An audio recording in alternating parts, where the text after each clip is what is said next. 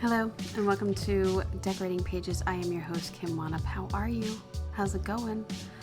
I know it seems like I've been off for a couple weeks, but really you've gotten two of the last of the production design film studies that I did. And I know that it took pretty much a year to put those out. But now you have 10 years of film studies. That's like 50 to 60 films critiqued by set decorators, production designers, buyers, and what we look at in designing of films. And some films we loved and some films we didn't. Some films we had never seen and are educational, and some now are standards of which I would tell anyone to watch if they are into production design and decorating, just like absolute staples. So those episodes are available. They're also available on YouTube if you want to go along with your picture pages and actually visually see what we're talking about. I spent a hell of a lot of time on those clips, so take it all in, and I hope you enjoy them, because I worked really hard on it. And I think 1950, the last one that I did last week that I released with assistant decorator Ethan Goodwin, might be one of the best years. Sunset Boulevard, All About Eve, and the bummer is, I'm going to let you in a little secret. The bummer is that when we recorded it, we were chatting in the beginning and I had paused the interview and then forgot to unpause it. So it took me a long time to get the audio off of my backup and then take it from there. And then the video of it, even though I videoed it, it didn't, the pictures didn't correlate. So it took me a very long time to put our words to the pictures that we were talking to. So don't hold that against me in that last one, because it's a really good year and I was really bummed. I couldn't ask him to do it again. You can't relive the magic, you know what I mean? In podcasts, they're spontaneous. What are you going to do? Let's talk a little bit about big news in Hollywood that happened today, because for me, it's Monday night. Governor Gavin Newsom announced yesterday that the California state legislation will be voting to increase the California Film Initiative from $330 million per year to $750 per year in order to keep production in California. This is pending approval by the state legislation, and the increase would go into effect for July 2025. So, great news there if it gets passed. I am hoping and sure that it will. Anyone who is in our industry knows that it's still very slow, and anything will help, to put it that way. I do know that there are letter campaigns going. If you check your local union, I am sure we are all on it trying to get those done. What bothers me is it wouldn't go into effect till next July, which is a long way off for a lot of people. So that's kind of a bummer, but maybe with that incentive coming, things might start earlier. Things might get back into it. I had heard rumors that first of the year things were picking up. So I don't know. I don't even remember where I heard that from, but I know I heard it from somewhere. Probably Transpo. They love to start a rumor, and usually they're right. Let's put it that way. So yeah. What's Wanup watching? Well, in this last week, I did catch that Netflix series, Woman of the Hour, with Anna Kendrick, directed and starred in. And that is the production designer Brent Thomas and set decorator Zoe Jurink, Jirik. I liked it. I was unfamiliar. I know that that's a big podcast, The Dating Game Killer from the 70s.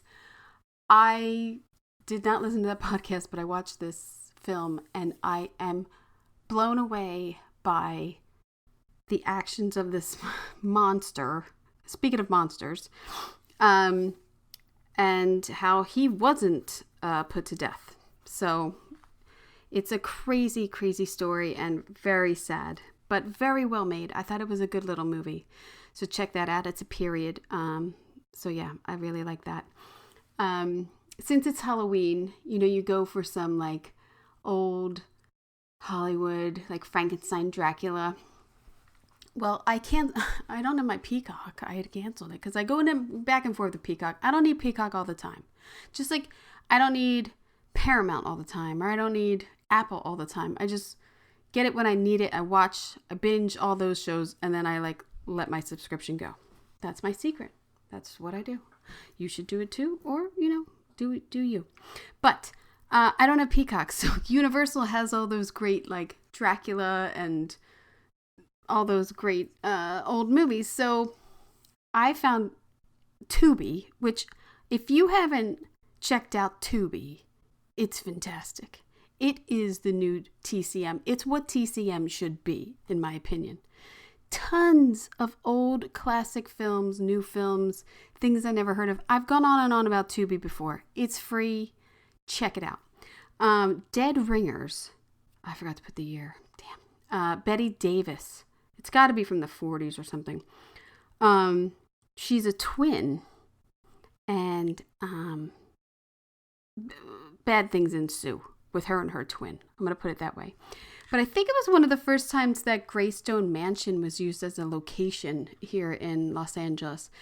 Greystone Mansion has been used in The Big Lebowski, There Will Be Blood, with tons of other films. So if you saw it, you would know.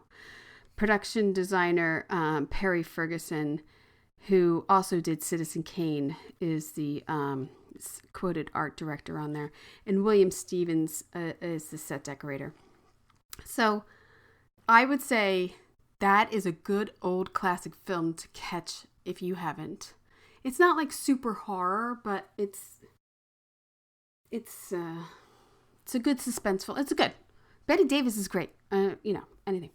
But yeah, the production design is very good too. I checked out The Bat Whispers from 1930, which is the first time Batman, quotes, was used in a film. And it's very interesting. A lot of shadows. Like they show Batman in shadows a lot, and it's a lot of sets. But it's like this crime mystery. It's kind of long. I'm not gonna lie. I might have been, TikToking while I watched it. But art director Paul Crawley, way back when, really great. And then last night, we threw on Notorious, Alfred Hitchcock's 1946 film. Art directors Carol Clark and Albert DiGanesto. And then set decorators Claude Carpenter and Darrell Silvera. Yeah, it's a good one. Notorious was a good one. It's black and white. Again, a lot of shadows. Hitchcock. It's not quite like the Hitchcock. I feel like it's a very early work of his. But Cary Grant is dreamy in it. So why not? Notorious 1946. So there. That's what I've been watching this week. Besides Sister Wives. I know. I don't even go into it every week because I know you're not listening to this podcast to hear about Sister Wives. But man, what a roller coaster I am on with these people. It's crazy. What else? Well, The Penguin. But I didn't see this week's Penguin yet, so I can't really talk about it. I'm sure it was fantastic, though. And when I get done doing all of my work here for the podcast, I might go up and throw it on as a little treat to myself. I don't know. We'll see. But I have a treat for you, speaking of trick or treat. This episode is right in line with Halloween and gore, let's just say, unfortunately. I want to say, first of all, I've had both Matthew Flood Ferguson and set decorator Melissa Leitch on before in previous episodes, so you catch those. And they are an absolute joy to speak to because I'm talking to friends, and I really like their work, and they've got good work to talk about. So So let's talk about Monsters, the Lyle and Erik Menendez stories. It's set in 1980 and 1990s Los Angeles. And this season of Monsters tells the haunting story of the Menendez family, whose polished, wealthy image masked a far more complicated and troubled reality. Joining me are production designer Matthew Flood Ferguson and set decorator Melissa Leitch, whose work on this series brings the hidden turmoil of the Menendez family to life. Matthew and Melissa created spaces that tell a story within a story, from the pristine common rooms that reflect new money, luxury, to the messy private spaces that reveal a deeper, darker psychological layer. Every detail was designed to captivate the paradox of the Menendez family. With careful recreations of period landmarks like Spago, authentic interiors like Chateau Marmont suite, courtrooms, jails, and a subtle blend of symbolic elements, their work immerses us into a world that feels both glamorous and unsettling. And they also are the team that did Dahmer. So take that. They're also the team that is doing the third Monster, which starts shooting this week, about Ed Gaines. So they are monstered up, I would say. So congratulations to them on this work, and I am looking forward to watching the third installment. I hope you enjoy. First shift, the leisure deck is way out in Santa Clarita, so you won't see that unless you want to take a day out of your life. No. But I did get to do a tour of your sets when I was a Gower of the Monster of Menendez sets. I went with Melissa gave me a tour, so I did get to see those in person, which God, I just gush over drapery and the design and the flow and the flooring and the wallpaper. Like it's such a fantastically real design and decor in there that I just loved it. Just felt like I was in someone's home. Yeah, crazy. But let me start with this. What did you think after you finished Dahmer that you were gonna do Menendez? Was it a relief in a sense that there was only one murder? Well, we didn't know right away. There was quite a break between Dahmer and Menendez. So, like, I did a nice, love story little film. And so that was like a nice little break. And then Matthew called me with Menendez, and, it seemed a little less, I don't know, jarring than Dahmer. So, Oh yeah.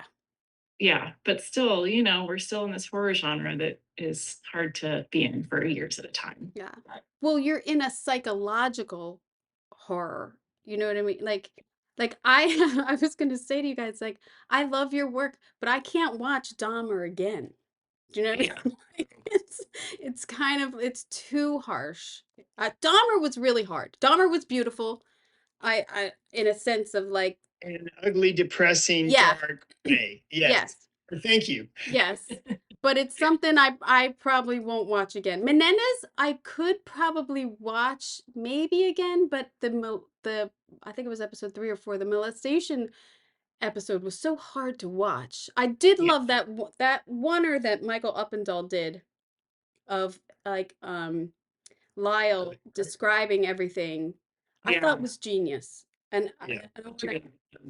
I thought and I want to talk about that and the setup of that and how you guys were you involved in that and what are we actually going to see for 30 minutes like Right. screen. I mean, You know, I have to, obviously, Kimberly, when we start a show and with Ryan, you get sort of an idea of what the permanent sets are going to be without the scripts. right. Or be like, you need to build this, be prepared. So one of them was the interview room in the prison. Mm. So we built that on stage. And we built it before we really did any of the other connective tissue of what the prison would be. So I made it really big. Right. And it was like sort of an interior space with interior casement windows. And with anything, I sort of thought, oh, is this too big? And I grabbed Melissa and we'd go down and look because, it's not that much furniture. It's going to be a table, a chair, and maybe a random podium. But as the scripts came and episode 5 came for this sort of long take, it worked out, fortunately. So that was lucky. Yeah. And then at one point, Ryan said, we'd already started building. He said, well, I don't want a small interview room like we had in Dahmer, which was very claustrophobic. Right. And then with Jason McCormick, the director of photography, we worked about sort of having certain walls that could fly because he talked about having a crane come in slowly pushing into to Erik for 30 plus minutes. Yeah.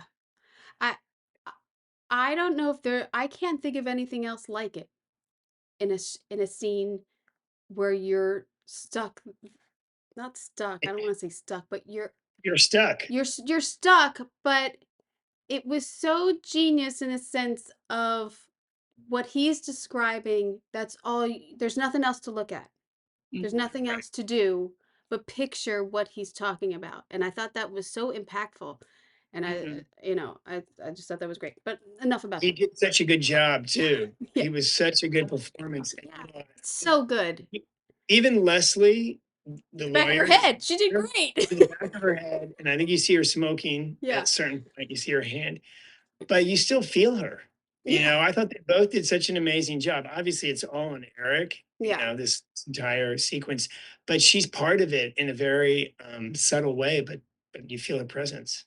So I thought they both did a really, really nice job. Did you have, besides the intense research, which I know you guys do, did you have inspiration of the early 90s, late 80s that you pulled from? Matthew had really good inspiration. I'll Yeah. let him. Melissa and I work so closely together. This is your fourth project together? Fourth? Well, right now is our fifth, Well, right? Oh, you're We're doing on your 3 now. right. So So this that was our fourth. Yeah. So I mean, we'll share inspiration, and I'll come to Melissa and I'll be like, "Look at this. What do you think?" And she'll show me something and say, "What do you think of this?" So we sort of kind of go together in a direction. But I will say, and I did tell this to Melissa, obviously there was research, and there were uh, mainly a lot of the research of the Menendez home were crime scene photos taken the night of the murder. And most of them were in the television room, which we sort of called the murder room, looking in one direction, sort of towards the sofa and the back bookcase, and obviously the bodies. So we had a couple other pictures of the living room, but not many. But my mother-in-law, who had passed away, her house was for sale. And when Ryan called to talk about the job, I was in her house, which she had redesigned in like 1987. And I started thinking, what is this house going to look like? And I literally like looked around. I'm like, it's going to look like this. So I sent pictures to Melissa. I sent pictures to Melissa. I'm like, what do you think of this? And she had ideas. And so that was kind of a jumping off point. God, there was a stroke of luck for that. I mean, I will say, like, Zay and Kitty Menendez in their kitchen, Javier and Chloe, when we shot. I had one picture of the real Kitty Menendez in her kitchen, and she's standing by her stove, and it's black appliance, white tile with black trim. And that was the one photo we had. So we matched it completely as far as we could. And then the remainder of the set was literally an inspiration of my mother-in-law's kitchen, because her kitchen was white and black. And then Melissa brought in blue drapery and the ducks, chairs, and all the finishing elements. But in that photo of Kitty at the stove, you could see like 2 little duck pot holders, which of course Ashley Rice matched perfectly. Yep. And then the kitchen just became the blue duck room, basically, from that. These ducks were fantastic. Yeah. They're fantastic. Sorry, I have to say, Ryan came on the set, and I walked into the set, and he walked in, and Ryan's very quick. He'll see everything, and then he's off. Yeah. But he stood in the stove, so he looked at the ducks. He goes, "Oh, I love the ducks." Yes. Yeah. Good touch. It's perfect. It so encapsulates that late 80s, because when I walked into that kitchen, I was like, well, this is my Aunt Deb's kitchen. She had all the blue ducks. She had everything about it. She had everything matching and it was crazy. I was like, you nailed this little piece of history that people, like hung on to with the ducks in the late 80s. It was so great. I love it. I love it. I love it. Um, Melissa, in going through so you didn't have any pictures of their bedrooms? We had a picture that Matthew had found of Jose on a red carpet, which I think we all sort of felt like was in one of the bedrooms, but we didn't know for sure. And then there's a picture of Erik's room that's very blurry and very messy that has sort of this like, crazy big oak furniture that is like in front of a window and just like really chaotic. And those were the only two pictures of the bedrooms that we had. Oh, wow. So we had to kind of just imagine them off of little details that, we knew about them. I should also say you had a fantastic closet and bathroom, which I don't remember it in the show, but I know I saw it, which was great.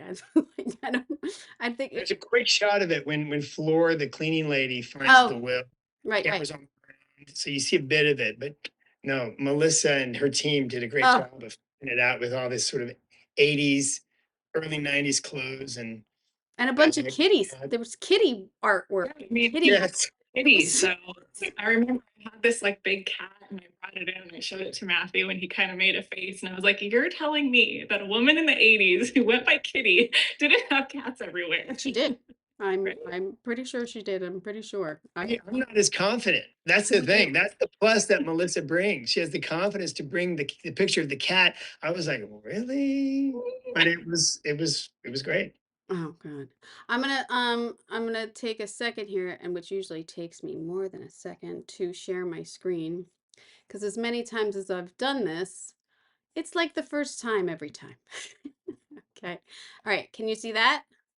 Yes. Yes. Oh, let's see. We're halfway there. View, full screen. Wow. I did it. Great. I'm always very impressed with myself. Nice. Very impressive. Yeah. Right. I whipped this up. Thank you for sending the photos. Oh, wait. Absolutely. Let me see. Oh, I started at the bottom. Oh God. Uh-oh. Preview of what we're gonna see. Let's go backwards. Let's start with the house. So this is a build, and I Yes. love the flooring. Oh my God, the flooring is fantastic.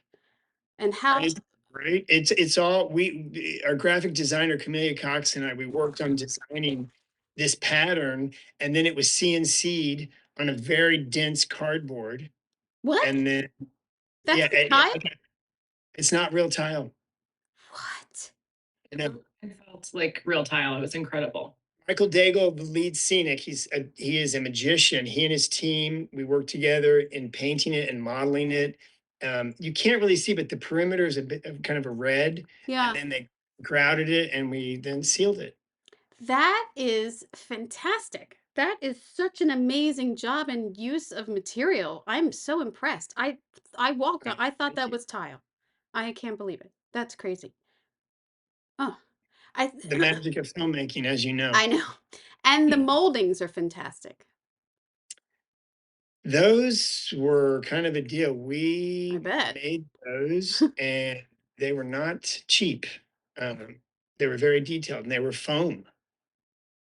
Oh, And wow. then Oh, and then we painted them and did a little bit of brown detail in them.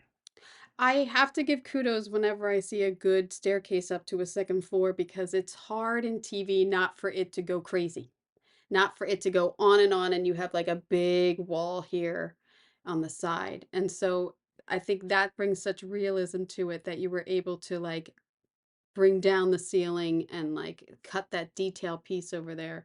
It's hard. It's a very hard thing in TV. People want to shoot up and they want that space up there and Yeah, man. no, it is hard. And that railing had like a 3-point turn. So that, a lot of that came at the last minute for our install Mm, because it has like a 3-point radius turn. So it was really hard to get it, accurate. And so that it would all line up.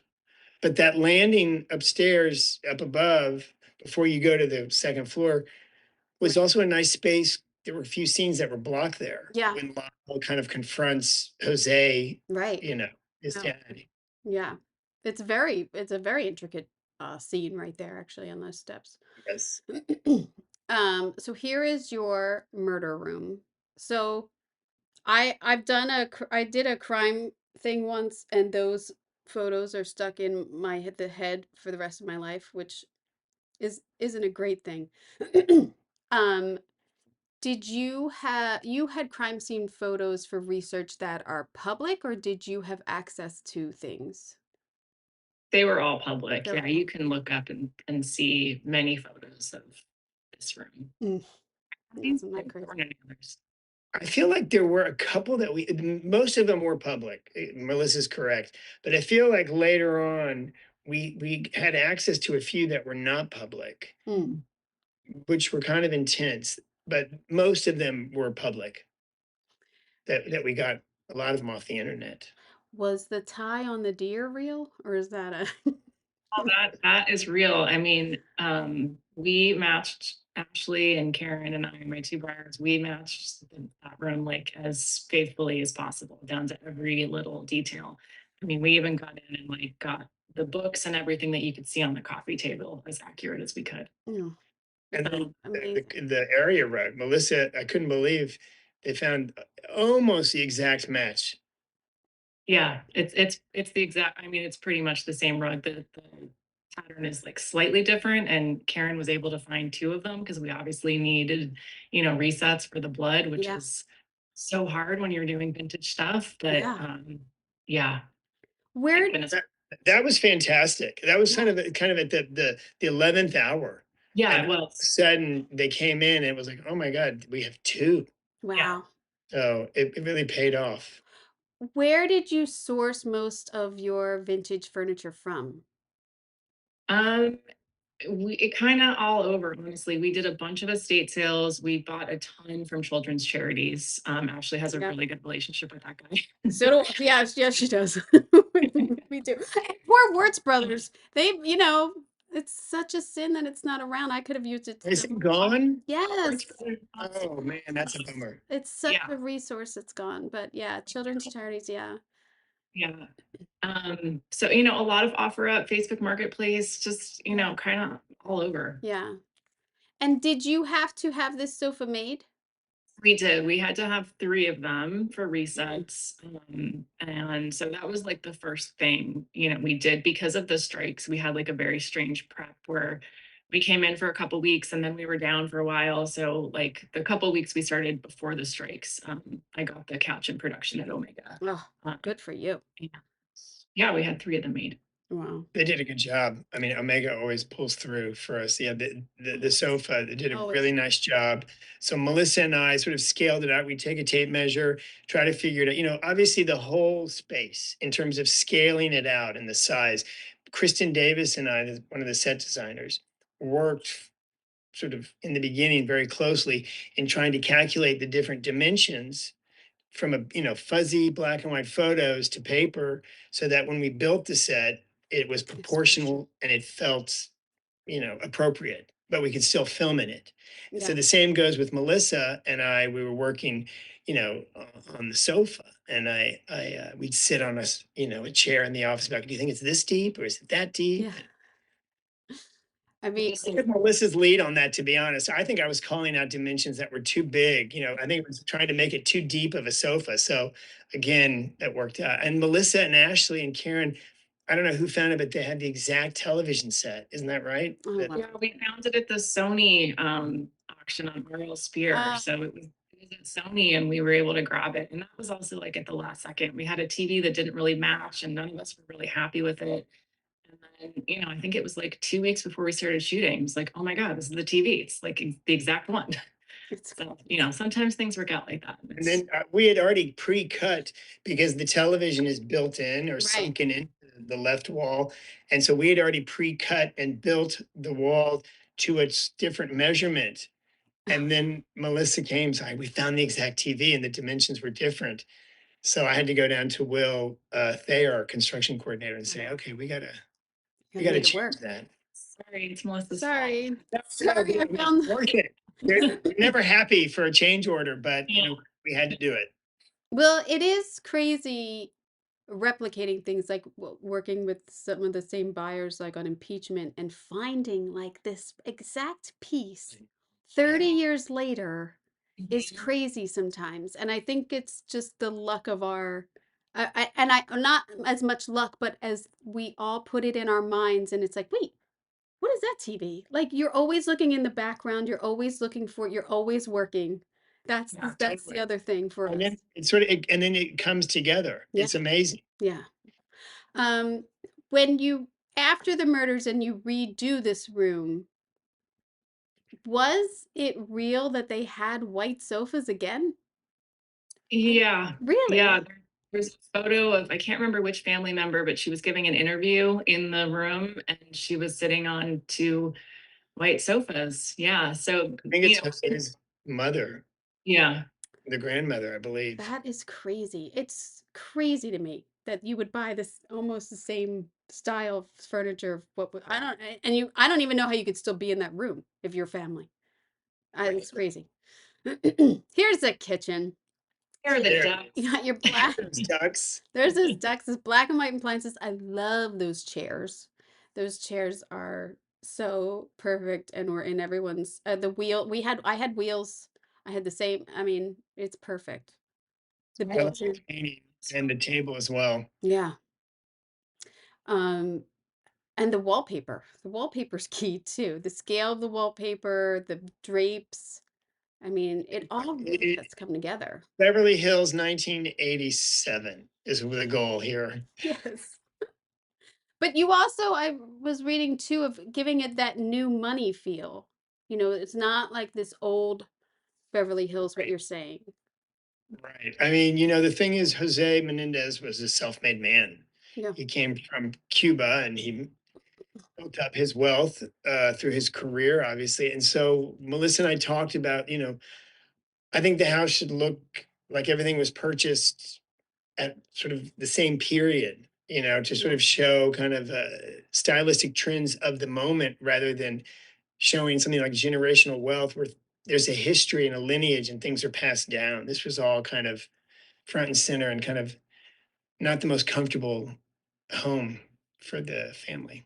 But there's a lot of good scenes in this kitchen, her falling down and them like arguing, like did the On the floor. yeah, on the party floor. I mean, what is also impressive, as you were saying before, is the scale of the house is so realistic and not really like too big, like camera's gonna fit in there or whatever. Right. Right. And I The mean, island was on casters, so yeah, that moved around, and pretty much where this photo's taken, behind would be the wall that had the built-in the phone, uh, refrigerator, right? and so that all flew as well, so that you know camera could get in Get in and and out. shoot the scenes. Um, the dining room, oh, the chairs. Did you have those made? Not made, but did you have them reupholstered? Yeah, yeah, we Oh, repulsed him. That was from children's charities, and it was like red and white, like hectic stripe. So yeah, blue was the color for this season, and we just sort of did the whole house in sort of differing shades of blue, and that fabric was really good. Yeah, It was was very good. so that was your palette, overall palette for the show was blues? Yeah. yeah, Yeah, Yeah. and it was this is going to sound contradictory because there's a print on those curtains and obviously there's a print on the wallpaper, but it was a lot trying to stay away from prints. Mm. So a lot But of it's the color subtle. blocking, a lot of red. We started to bring in red, but blue was the color starting off, and then we kind of snuck in red with it Jose. was a pop of Oh, red. It was yeah. blue with a pop of red. Yeah, Yeah. Well, graphic. Melissa showed me. Melissa showed me this set early on. I think Melissa, this is one of the first things you found, right? It is. Yeah, yeah. That that's tone of great. wood, it was perfect And with there's that. gut-wrenching scenes in this. I mean, there's some harsh words going on in these dinner scenes here, so That was the first day. That scene with Jose yelling at the kids and throwing the plate, and Kitty's at the end of the table drinking wine. That was Javier's first day on the set, oh well. and you could feel the level of everything just rise. Mm, And the performance levels of everyone rose. So there was a certain shift when, Chloe and Javier together, obviously, yeah, in terms of the intensity of the performances. very. And I think it was that moment, seeing the dailies the next day of Chloe in that amazing red shirt, where Matthew and I were like, "Oh my god, that looks so good!" Like the pop of red is key. Totally. Well, that's the Yeah. other thing, wardrobe has to play off of all this. And I think, I think too, giving Ryan Murphy credit again, the creatives, he cares so much about the creatives and wardrobe and sets and, that it really does work off of each other. And you have this relationship on every show. But I do think it's elevated in his world because he cares so much about that production value. And I really applaud him for that and thank him for that, really. Likewise. I mean, every time he makes a suggestion in a meeting, I'm like thrilled. I'm like, Yeah. yes, Yeah. 100%. Yeah. So again, and here's your blues again. Now, I don't know why I didn't pick up on it when I was looking at all these, but yeah, blues. I love that photo. How'd you get that cleared? That was That's from Netflix stuff. PSW, I think. The Oh, boat? oh yeah. Yeah. That's great. Yeah.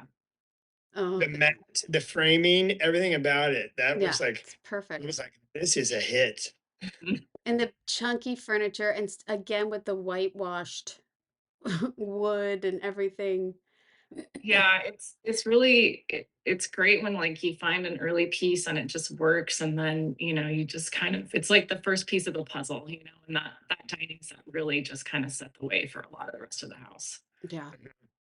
And that chair, those chairs, sorry, I don't, that chair was, there were two of them that kind of swiveled with that pattern Yeah. in the front one. Melissa, you found those early on too, I feel like. Yeah, that sofa, the blue corduroy sofa was from Candid Home, and that was the first thing I bought. Like I think it was like day 4 or something. Oh, I nice. saw the color was blue. I saw that sofa and bought it, and then yeah, the chairs were very early as well from Facebook Marketplace. I think Ashley found those. And Kim, you know how when you're finding something that you absolutely love, it's sort of like, just like Melissa said, it sort of is one piece and it just kind of Yeah. helps springboard everything else from it. Well, the sofa, I think we all try to start with the sofa. I mean, you try to, and then you kind of work around that. And like you were saying before, the scale of the sofa, then your end tables and like just working off of all of that. I find, I don't know what it is, but the first thing I buy almost on every show, I don't use. Oh, totally. I don't know what Yes, it is. I did, but yes, that happens all the time. Yeah. Yeah. Oh, this is going to be perfect. We're totally going to use this. And I'm like, what happened to that? Did we ever? I forgot I had it. Or like, ah, that didn't work at all. What was I thinking? Yeah. Things evolve a lot in the first couple weeks of prep for sure. Here's another gorgeous molding you have. I mean, Thank you. that's fantastic. That's a lot of detail. That is foam also, do you think? Yes. Yeah. Yeah. And your draper was Regina Henderson, right? Yes, yes. The magician Regina. Yeah. Yes. She is great. And this like silk, they're silk, right? This Yeah. silk sofa. Yeah.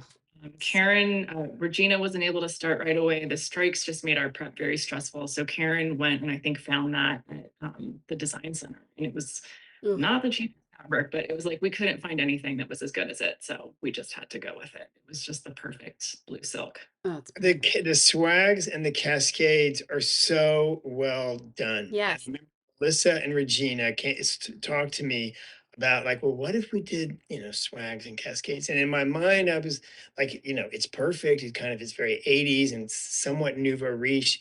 But sometimes when they're overly done, it's too much. Yeah, If this that is makes sense. But there's a delicacy. There's just the scale of them is really good. I applaud yeah. Regina and Melissa because I think the drapes look fantastic. That was all Regina. She dreamt all that up and it looked incredible. In Yeah. all the sets. The drapery and all The the mayor- sets are great. Yes, she is amazing. The mayor, well, didn't she worked with you, Kim, on Dr. O, right? She With was, the- yeah, she was with me and then you stole her back. I'm sorry. Monsters again. So, but There's a that's lot of fine. cruise shipping on both of those That's shows. fine. She did the brunt of the work on the ship, which was needed, and now, I'm glad that she's sailed on. But yeah, she's fantastic. But you had her on Ratchet too, those big drapes in that waiting. It was the waiting. Doctor, there was two rooms. It was in I can't remember his name, Dr. Hanover's office. Mm. And that it was shears. And honestly, I think I shouldn't say this, Go ahead. $10,000 just on the material. I believe it. It was like a That was like teeny- a whole room. It was like Yeah, ridiculous. and then we did it twice. It was Yeah. massive. And I think Marianne was working with her, and it was on a radius, Yeah. and there was one when we shot our first day of filming, we got the stills the next day, and you could see the master, and the bottom of the drapes were like perfect on the floor, like all the way across. They just floated, hovered on the floor like about an inch above. It was beautiful. But I mean, it was the impact of those, which was phenomenal. But the impact of drapery, even on smaller sets, it just Mhm. it it lends so much to this era. It's fantastic, and that fireplace screen is fantastic. I must say, It is. because we all that- know we have to have a fireplace in every. You can't see Every the actual fireplace, the molding and the Oh, the marble marble, around. yeah. That was a feat to get the cornice and Look all at the that. detail. I think it's too, yeah, you can see it, but Christy West and Craig Keller, the assistant art director, and I worked really. That took some time to put together. That's beautiful. And the symmetry, as we all know, we get a lot of symmetry in these shows, and it works. It's like their picture perfect life is also what I think represents in a lot of these rooms too. Um, we both really like symmetry, so it happens a lot in our sets, I think. Yeah. and then the bedroom, I mean, you have a texture on this wall. Is this wallpaper or textured? It's wallpaper. Wow. It's kind of a faux marbled wallpaper. And then the red rug, which you were saying, which I I didn't realize that was a real thing and thought maybe it was just like a. didn't either. I mean, Melissa said earlier that we saw a photo of Jose laying on the carpet in his bedroom and it was red. But earlier, I had not seen those photos. Mm. And when I was putting together this room, I thought, God, wouldn't it be great to do a really bold, slightly garish red rug? And I just went for it. Yeah. But, I was like, oh, hopefully this was not a mistake. No, Then somebody showed me a TikTok video and there was a picture of Jose on the floor and it was red. So that was good. I was Wow. happy to see that. I mean, it works together even though they're completely different colors. It all ties together so nicely because of the hue of it and everything. I mean, you didn't go like bright red, which was, like that dirt devil down there. But I love too that she has Right. boxes under there because it's so realistic of like people keeping their boxes. Like It's also it's a little intense and it's kind of dominant and it's also maybe a foreshadowing of what's going to happen. yeah. So I was very pleased with this and the colors in this bedroom versus Erik's bedroom, which were much darker grays and with a little bit of black, um, just sort of worked together well, I thought. Mhm. And then there's that mirror. I just moved the thing over so we can see the mirror and the kitties, which is Yeah, it's more kitties. And not the mirror. Oh no, not the mirror. It's just the dresser and the nightstands were set. But they all just felt like they belonged together perfectly. We wow. found them separately. Yeah. The mirror wasn't with the set. That's fantastic. Yeah. Oh, The where mirror is great. that mirror is great. Mm, So are those side lamps. yeah. And here's the reverse of the room. Like, again, the draperies, the valance, and like the fabric. Fabric. Oh my God. I loved it so much. I think it was, there's a few moments when Regina shows me things and, you almost like scream because Yeah. it's so good. Yeah. Fabric was one of them for sure. Yeah. Um, did you have fun in any of these sets? I mean, I know the subject matter, but like, which set did you think you had like fun in? Like the bedroom? Ashley and Karen and I during prep went to a ton of estate sales together because we got this sort of little tidbit from Matthew, line through Matthew that Kitty didn't do any laundry. She would just like throw her clothes away. So she was like a bit of a hoarder, and we just knew that we needed like insane bulk. So we did have fun sort of doing the estate sale thing and getting this room together. But fun. That's What fun. that means. I mean, these sets, it's a sad story. Obviously, it's an intense story. What happened to them, but if you take away the subject matter and you look at the space and the drapery and the ruched valance and the red and the Yeah. blue and the mess, that's kind of fun. Oh yeah. Yeah, it You is. know, It is because we're getting this opportunity to recreate this time capsule. right? I think that's one of the great things too about like in Monsters, you're recreating these stories. I really like that type of decorating and trying to find like Ashley's so good at like trying to find that exact vase or trying to find that exact wallpaper or anything. And it takes a lot of talent, I think, to do that. It's just not like, oh, here's the picture of what it was and now we're gonna do our own thing. That's a different type of design. Trying to Mhm. really piece together these people's lives for the audience to get this these people and their environment is really it's really impactful. And I gotta say, I really do think I don't know the timing of all this, but I really think that this series is helping them get out of jail. I mean, you guys must have some emotion and feeling about that. Isn't it crazy? It is. Crazy. It Yeah. is. I mean, Yeah. I don't know what happened. I've been one way for 30 years. I saw it. I was one way and then I saw that last episode and now I'm another. I don't know. I think they were probably abused. Should they have killed their parents? No, but I kind of think they served their time for it because there's a Yeah. lot other people who have done worse, who've served less time. The script, and the way Ryan and Ian wanted to tell the story was from all these different viewpoints, Yeah. and from the kids' viewpoints, the parents, Dominic Dunn's, the police. So it had all these conflicting stories. Um, Growing up, I didn't grow up in California, I grew up in Texas, but I remember when it happened. But my takeaway was really from Dominic Dunn's articles Right. in Vanity Fair. And those were very much spoiled kids kill their parents for money. Yeah. And in starting the show and the research and all the prep, I started to get more information and more informed uh, about the abuse. So it certainly is eye opening. Absolutely. And whether they liked this series or not, I think it helped them. I think this attention brought onto their case. I mean, I don't know if this aired or not, if they would still be, I don't know all that. But I do think, opinion wise, I think it helped them. And All in the ether, yeah, it's on TikTok, it's on it's Rosie Instagram, O'Donnell. I mean, she's like the right? friend. It's crazy. It's a crazy thing.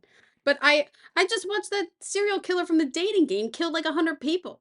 I mean, and he only got like, you know what I mean? Like, there's much more people who have done worse who have served less. So you try to balance what our society's trying to do, and but I do think the impact of the show has helped them. I don't know.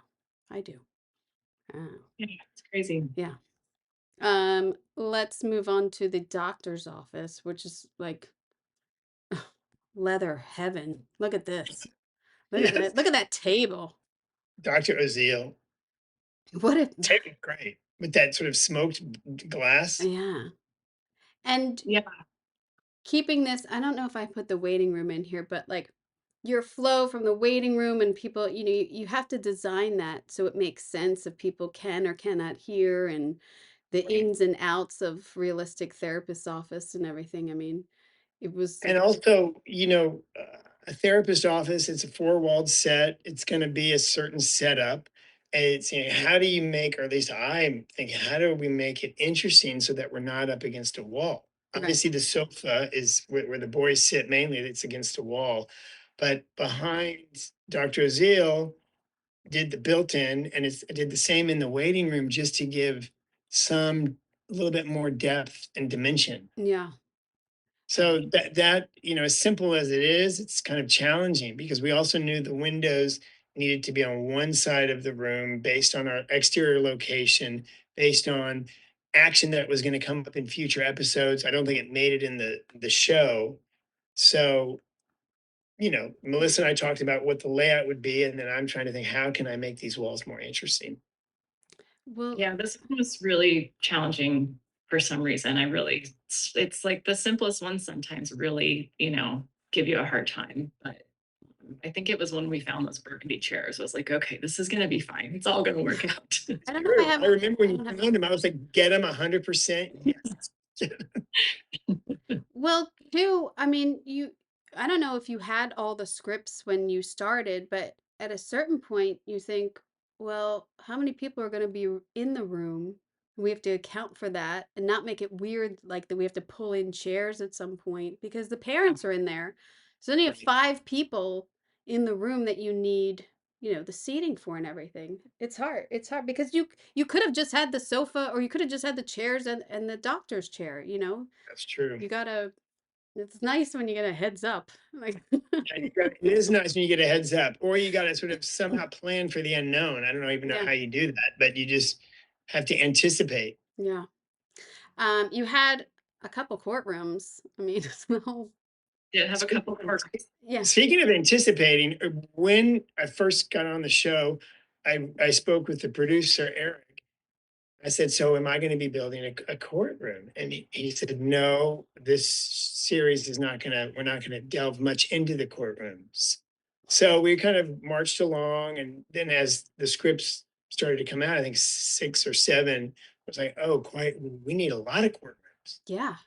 So quickly did a loop all through LA, tried to find anything that remotely worked. And it didn't. So at the 11th hour, we ended up building one main big courtroom, but the back wall behind the judge's bench, we had 3 different, I think 3 or 4 different walls that were on chain motors, so we could switch it out. Oh wow. And then so would switch out the set dressing. We had the jury box on casters. We changed the carpet. I don't know if it reads so much in terms of the final cut, but we ended up switching over the courtroom like 3 or 4 times. Well, this is a different courtroom, right? So this is your Well, other. yes, this was, God. this could have been Dominique Dunn's trial. I think it was Dominic Dunn's, yeah. Dunn's, because we did we had a burgundy for the arraignment, and then we had the Arnell case, which was the patent leather Oh, yeah. judge's bench. I mean, it's hard to make everything look different when it's the same. It is. Like Yes, your yes. ceiling, Sorry, but I will say in the research, there's so many different trials and pre-trials and hearings that we had all of these pictures of them. And at times it was confusing to even know where they were because some of the courtrooms that the boys were in looked so similar. Yeah, like, I was in a slightly different place, but other than that, it was very confusing and hard to tell what was what. and getting chairs. Getting all Getting these chairs. I just feel for quantity. Quantity of things is not easy nowadays. I mean, It's not. we're down to minimal prop houses in this city at this point. If we lose another one, we're screwed, I think. It's a scary thing. But finding quantity, that's what I was thinking with these. Like, where'd she get all and then the audience chairs and the jury chairs and like it's a Yeah, lot. chairs never changed because they just couldn't because we didn't have any others. Well, It worked. yeah. The time or the I think the budget at that point, because Melissa, I think you had an option of doing black or blue. Mm. Was that in the gallery chairs? Actually would remember. I don't. You did, and for a moment we thought, do we switch them out? And then it was like, there's the schedule is so packed. I don't know how we would even do it. Right, you're right. Yes, we did. Yes, and we decided we couldn't. When I stole Ashley back, she was in the middle of finishing up courtroom hell. I remember that and checking all of her yeah. orders. And she was doing a ballroom on the ship. Yeah, she was. So, yeah, she was in the infirmary. So, yeah. And then here's his office with the red. These blinds are so fantastic. Where is this location? Is this a Toyota building? No, this is oh boy, this is up in Woodland Hills. I Oh. forget. I'm sure That you've Warner been. Center up there. I cannot remember the name. It'll come to me. But I'm sure you've shot here, Kimberly. I'm sure. It's got this great. I think it used to Oh, be it's a rounded. Yes, I see it It's got now. the great architecture, these rounded Yes. openings that float outside the window. The sun which I kissed. love. No, No. it's not the sun kissed. I do remember those. I don't know. So many sets. So little time. Yeah, the red sort of garnet red blinds was a bold move. And I have to be very honest. Melissa came to me when we were scouting, and you said, "What do you think?" As we, everything's we're running around doing this, doing that. And Melissa said, "What do you think about garnet red blinds?" Wow. Yes. Christina and I really had to talk him into it, but it was great. I did. I jumped on board. Did I Good. not? You did. You jumped on board after. Let's tell everybody I did. There's No, but it was so the best. Sometimes bold colors is risky. It can be scary, yeah. Yeah, but I love it. I love it. Love it. It's great. Yeah, because it's there's a lot of approvals that have to go on. So yeah, A lot of approvals. Yeah. it is risky sometimes when you want to do that, but it's so 80s Totally. and like this business that he is in and like I don't know, the Well, music and fun. I mean, there's a film, the Martin Scorsese film called The King of Comedy. I think One it's of my favorites.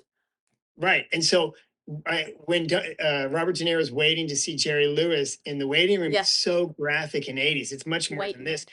White and red and blue. So once we said, okay, garnet red for the blinds, it was like King of Comedy. How can we do that? Oh, what a great 1988 reference. style. That's a great reference. I love that movie. I do too. Oh, and the film canisters in the back and like Yeah. Well, he worked for RCA at one point, RCA Records, and then he worked for Live Entertainment, which was a film company. there's is are the boys in this conference room or did you have another conference room? It They're was in this conference. It's this one. They're sitting at the end of the table right. talking to the head of the company saying they need more money. Look at that sofa. Look at that arrangement. Look at that. Isn't that awesome? I love Look that. at that That's probably vase. the whole show. That is fantastic. I mean, We recarpeted too. It is fantastic. That sectional is fantastic. you recarpeted the location. Yeah, Yeah. the location. And I had to, I don't want to say fight for it, but I did. Yeah. Yeah. Well, Yes, I did a lot. 100% worth it. It's so worth it. yeah, it makes a huge difference. So the play off of the color and yeah. I know that you guys have all these builds that we were showing and we'll show, but you also were like on location every day. So many It was crazy. locations. Locations. I mean, I don't have a count of how many sets got cut, but you just don't even get a sense from watching the show of how many locations we did. Yeah. I think one episode had 70 different Ah, locations. Yeah. oh my God. I think, remember, Kim, on impeachment, remember your last episode? Didn't you have like 60? Yeah. When we were doing Dahmer, I remember, hearing about what was going on over there. Yeah. And then on this show, our majority of our scenes, because it was all this kind of flashback, flash forward, jumping around in time, majority of the scenes were less than half a page. Yeah. So we were all over the place. So we had to be. And all I think sometimes is like, oh, they're gonna cut that. I don't really have to focus on that because they're gonna cut that. That's stupid. Why are we gonna go there for an eighth of a page? And then you're like, here we are, spending Yeah. 50,000 on this. And yeah, here we are, and here it is in the show. Yeah. so- Yeah, exactly. This is the Chateau Marmont Dominic Dunn's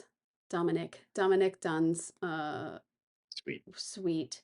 So is this a backing? That's a backing. This is on stage. That's It looked because it's so This is funny because I walked through this. I remember walking through it, but I don't think the backing was up because I would have commented how fantastic that looks. We had access to a suite in the chateau, so we went and we were able to survey it with Helen Harwell, the supervising art director, and myself and Craig surveyed it, and then we got Roscoe backings to go out, Phil, and he photographs, Move this. and then we had it printed.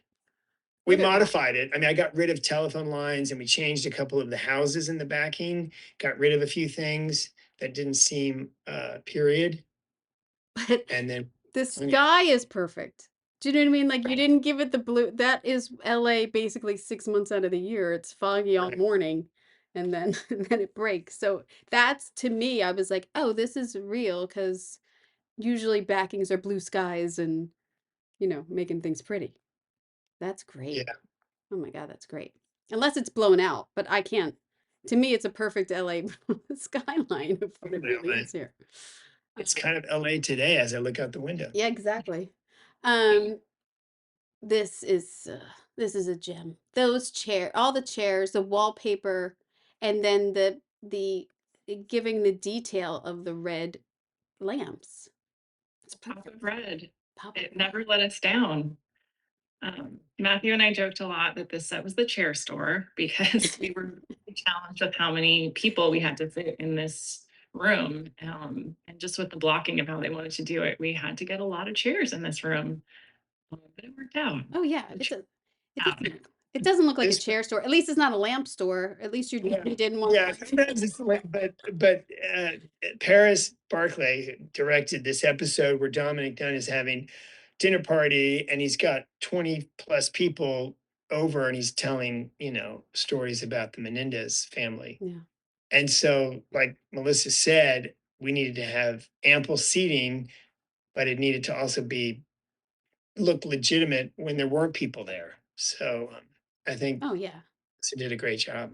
It's She and her great. team did a great job with the decor. I love it. I read that book, the Chateau Marmont, the history of Chateau Marmont lately, which is a fascinating book. But at one point, it was like a slum and everything. So, it did you? Is this like? Did you take from something that was there, or is this your version of the chateau? Creative Great. inspiration. Okay. Because I don't know. Well, I've never been there. I've never been in a room, so I don't. I'm fascinated with the place, especially now after reading that book. But I didn't know if this is like, oh, we're the recreating. walls and everything is exact. So the dining room, the Right. windows, the placement, it's all that is it. Mm-hmm. Uh, because we needed to make I made the living room, I think, a little bit bigger than the actual space, maybe added 2 more feet in width and depth. That one wall, I just thought, There's you know what, let's just do wallpaper. And we yeah. found this great sort of deco, 1980s Yeah. deco, ginkgo flower leaf prints.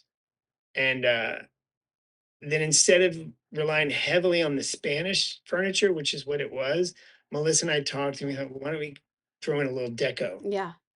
So it's a blend. It's beautiful. I'd stay there. I'd love it. I would definitely stay there. I love the light fixtures and this the tones of the room are very it's all in the same, but this feels different. This feels more this actually sorry, this feels more rich than like their environment. It Right. feels a Yeah, little more up. it was, it should in Yeah. a way. Yeah. I think that's Yeah, and we were really lucky to find like an entire suite of that furniture separately. So there's just a lot of like, we had a lot of good luck throughout the season. Did you upholster those chairs? Yeah, we reupholstered the chairs, and uh, all of the chairs actually, the blue ones in the living room as well, and the sofa. Yeah, Wow.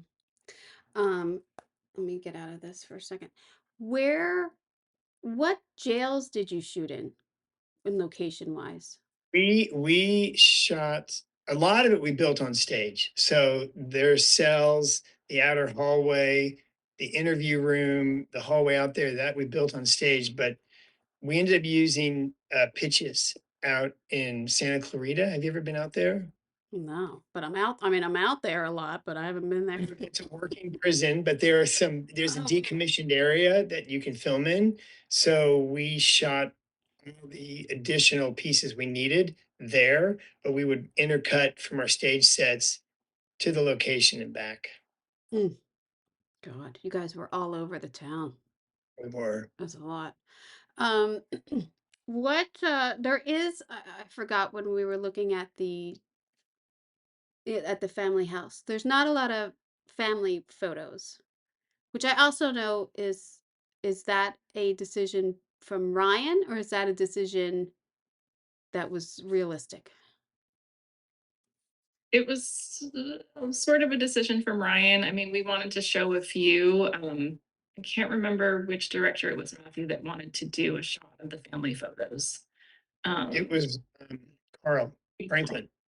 So we knew that we were going to do a few in the foyer, but you know, they didn't want it to get too heavy. So sort of like a compromise between, you know, showing that they were sort of pretending to be a happy family, but Yeah. without having photos everywhere. I mean, they have the So- whole scene of them going for their photo, but it's weird not to have pictures of your kids around.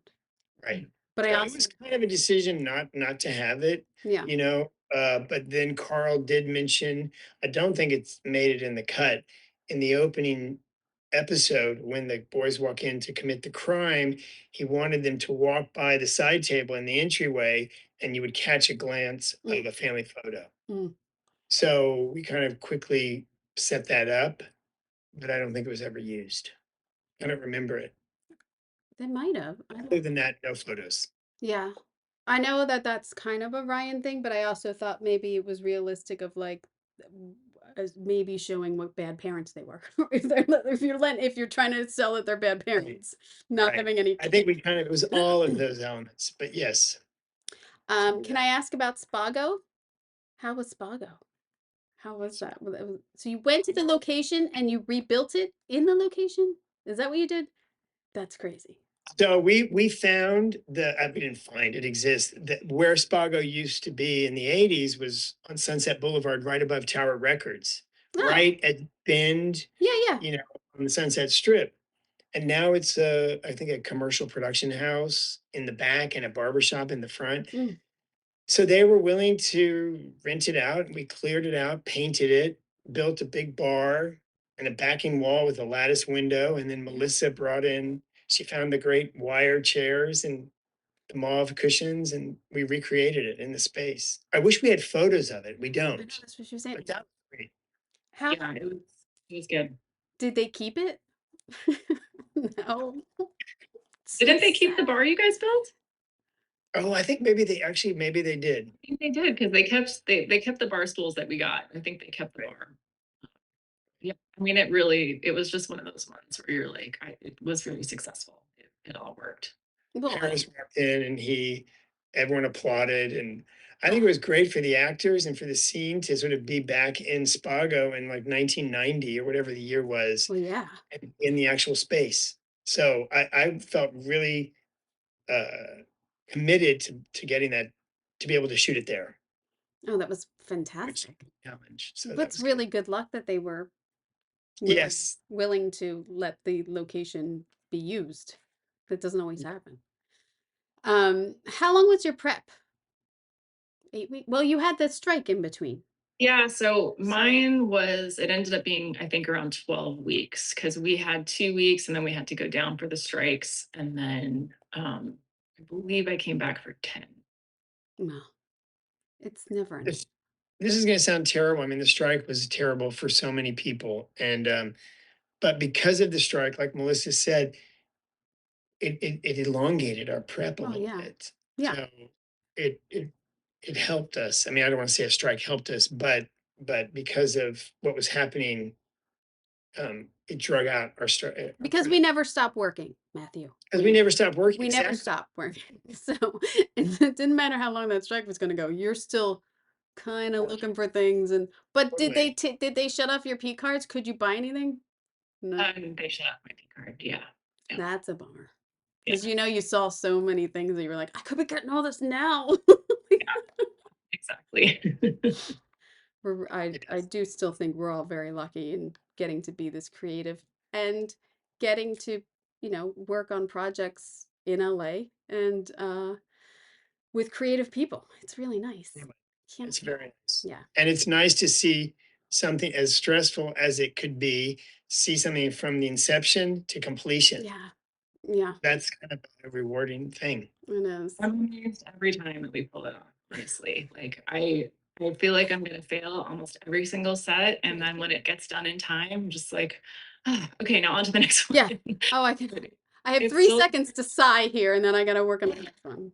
Let me move on. Yeah. I just want to thank you for giving up a chunk of your Sunday. Thank you so much.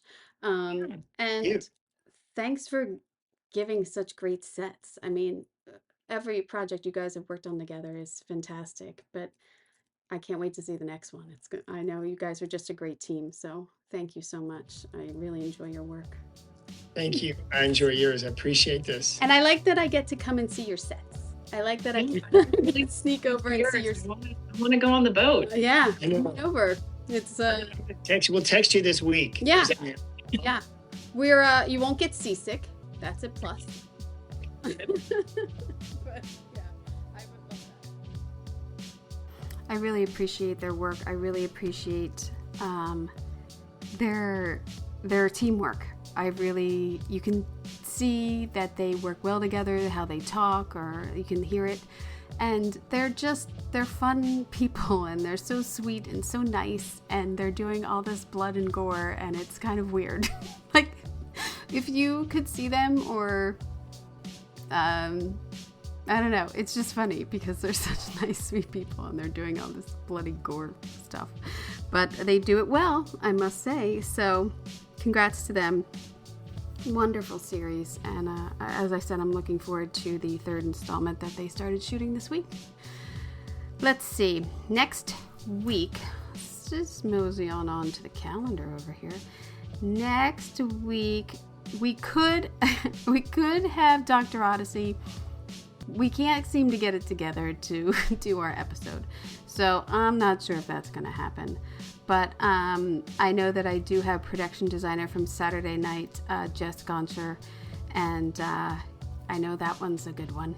So maybe that's next week instead. We don't know. Who knows? Who knows what could happen in a week?